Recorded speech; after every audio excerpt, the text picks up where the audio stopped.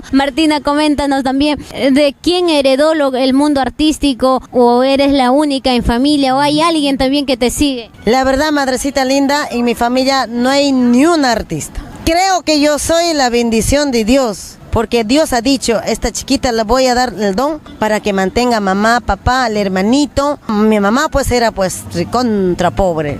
Vivíamos una chocita chuquillita que le decíamos con su tapia y su pajita pues techada, ¿no? Entonces recontra pobre hemos estado. Y por eso pues Dios cree que me ha dado esa bendición para darle todo a mi linda madrecita. No será de lujo, pero algo que pueda sobrevivir mi madrecita. Qué bonito, Martina, el don del canto. Martina, ¿y a los cuántos años llegas a Lima o cuándo decidiste venirte de allá, de Huancavelica, a Lima a vivir permanentemente? Bueno, Martina de los Andes, desde mi pueblito salí a los 14.